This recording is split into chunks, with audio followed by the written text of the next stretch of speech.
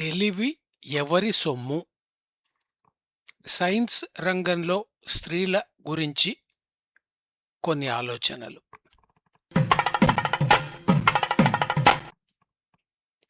Novels రాయడంలోనూ, నాట్యమాడడంలోనూ కావలసినంత మంది అమ్మాయిలున్నారు గానీ, సైంటిస్టులుగా మాత్రం లేడీసు ఎక్కువగా లేకపోవడానికి కారణం ఏమిటని చాలా కాలంగా ప్రశ్న ఉండనే ఉన్నది.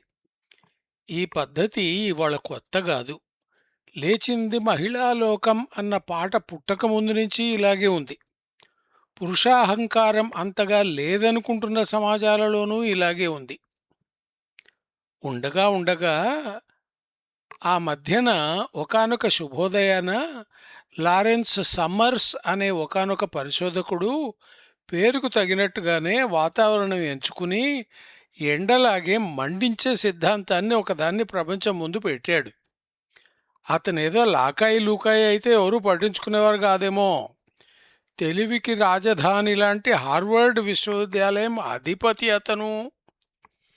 ఆడ మగ మెదడుల్లోపల అంతరాంతరాల్లో ఉన్న అంతరం, అదే తేడా కారణంగానే అమ్మాయిలు అంతగా సైన్సులోకి రావడం లేదని సమ్మర్స్ గారి నమ్మకం. ఆడవాళ్లకు తెలివి కొంచెం తక్కువ అన్న వాదం ఒకప్పుడు మొదలయ్యి రకరకాల కారణాలుగా మరుగున పడిపోయింది. సమ్మర్స్ గారి పుణ్యమా అని అదిప్పుడు మళ్లీ రగులుకుంది. ఆడ మగ మెదడు నిర్మాణంలో తేడాలున్నాయని ఎప్పటినుంచో తెలుసు. పనితీరులో కూడా తేడా ఉందని ఆ మధ్యన అన్నారు. కానీ ఆ కారణంగానే వారికి సైన్సు, లెక్కలు, భౌతిక శాస్త్రం, ఇంజనీరింగు లాంటి విషయాలు తలకు ఎక్కడం లేదని మాత్రం ఎవరూ తేల్చి చెప్పలేకపోయారు. తేడాలున్న మాట మాత్రం నిజమేనంటున్నారు అందరూ. ఆ తేడాల వల్ల తెలివి మీద ప్రభావం లేదు. కానీ చిత్రంగా ఒక ఆలోచన బయటపడింది. రకరకాల చికిత్సల విషయంలో అందరికీ ఒకే మందు కాకుండా తేడాను బట్టి ఆడమందులు, మగమందులు వాడితే బాగుంటుందని పరిశోధకులు అంటున్నారు. మానసిక రుగ్మతలైన డిప్రెషన్, అడిక్షన్, షిజోఫ్రీనియా, స్ట్రెస్ సంబంధ సమస్యల్లో ఈ పద్ధతి మరింత బాగా పనిచేసే వీలుందంటున్నారు. ఇక మీద మెదడు, మందుల గురించి పరిశోధన చేసేవారంతా ఆడ మగ తేడాలను కూడా తమ తమ పరిశోధనలకు జత చేసి చూస్తే మంచి ఫలితాలుంటాయని అంటున్నారు. మెదడు నిర్మాణం, పనితీరుల్లో తేడా ఉందని తెలుసు. ఆ తేడా ప్రభావం లైంగిక విషయాల మీదే ఉంటుందని అనుకున్నారు. చివరకు చుంచులలో కూడా హైపోథాలమస్ అనే భాగం ఆడమగ తేడాను బట్టి వేరువేరు ప్రవర్తనలకు కారణమవుతుందని గమనించారు. హైపోథాలమస్ సెక్స్ హార్మోన్ల విడుదలకు కేంద్రం. అందుకే న్యూరో సైంటిస్టులంతా తేడా సెక్స్ వరకే పరిమితం అన్న అభిప్రాయానికి చేరుకున్నారు. ఆ భావాలకి ఈ మధ్య గట్టి కుదుపులు తగులుతున్నాయి. లింగభేదం ప్రభావం కేవలం లైంగికత మీద మాత్రమే కాక జ్ఞాపక శక్తి, భావాలు, దృష్టి, వినికిడి, ఒత్తిడిని తట్టుకునే తీరు మొదలైన వాటి మీద కూడా ఉంటుందని పరిశోధకులు సూచించారు. మెదడులోకి తొంగి చూడడానికి పాజిట్రాన్ ఎమిషన్ టోమోగ్రఫీ లాంటి పద్ధతులు రావడంతో గత 5 ఏళ్లలో ఈ రకం పరిశోధనలు ఎక్కువయ్యాయి. ఫలితాలు ఆశ్చర్యకరంగా వస్తున్నాయి.